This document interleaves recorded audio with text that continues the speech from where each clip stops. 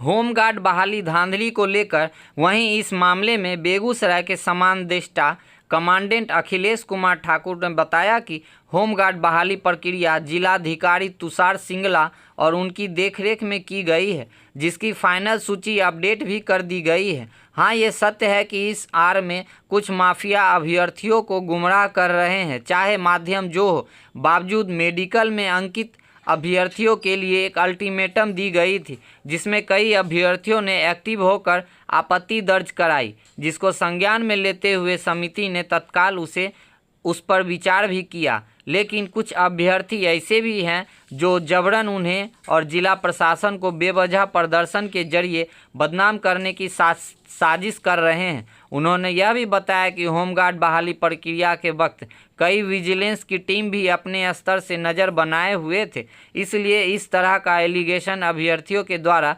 निश्चित रूप से बुनियाद है, प्रशासन को बदनाम करने की साजिश है। वैसे अभ्यर्थियों के पास अगर कोई उनके ऑफिस से रिलेटेड माफियाओं का सच है तो निश्चित रूप से उनके स्तर से कठोर कार्रवाई की जाएगी। वहीं होमगार्ड बहाली मामले में अभ्यर्थियों द्वारा धांधली और पैसे की लेन देन को लेकर बेगूसराय के जिलाधिकारी तुषार सिंगला ने खारिज करते हुए बताया कि इस चयन प्रक्रिया में पूरी तरह से पारदर्शिता रखी गई है।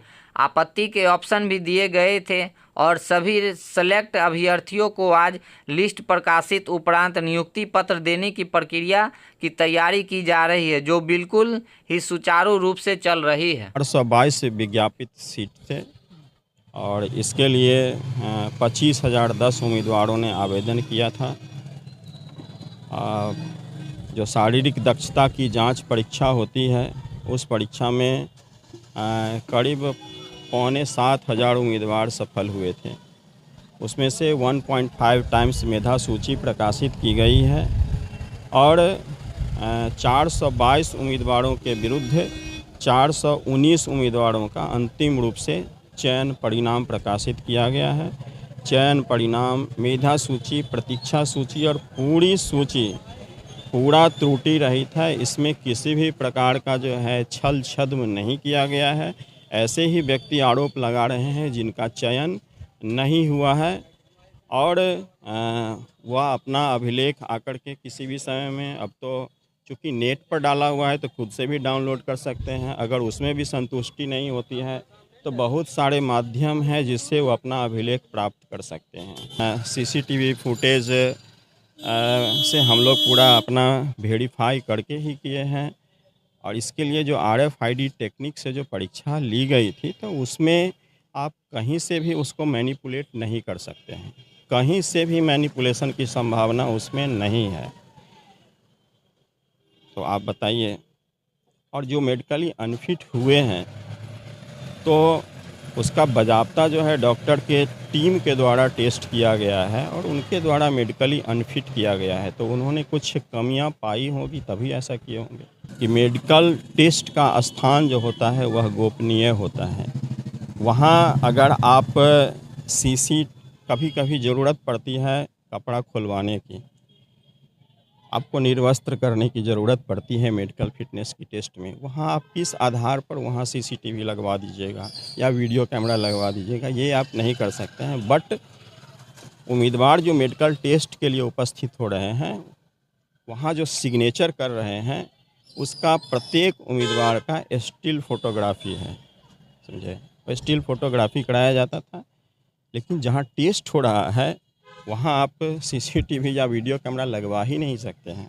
कोई भी डॉक्यूमेंट नहीं खोया है। ये निराधार और बेबुनियाद अपना ये आरोप है और ये तो मुझे आपके द्वारा पता चल रहा है कि ऐसा भी चल रहा है। ऐसा कुछ भी नहीं है।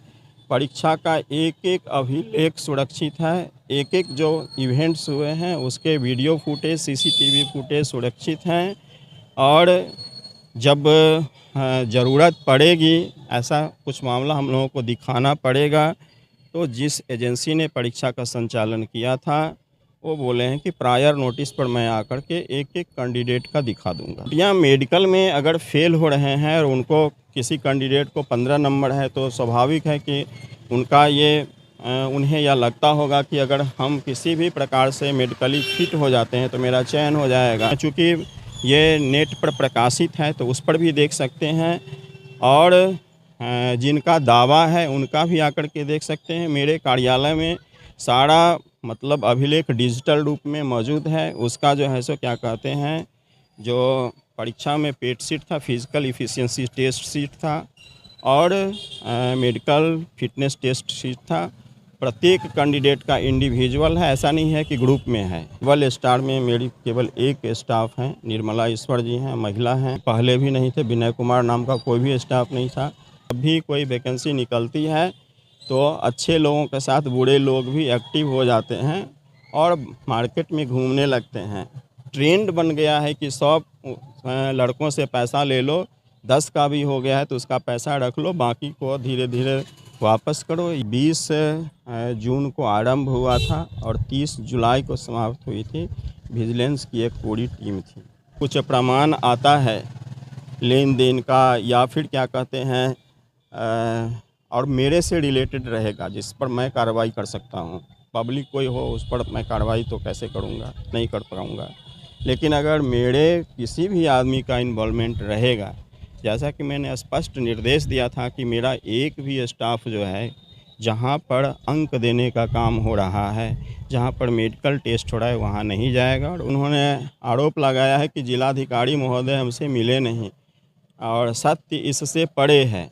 चूँकि माननीय प्रधानमंत्री का कार्यक्रम निर्धारित था, उसमें जिलाधिकारी महोदय जो थे वो व्यस्त थे।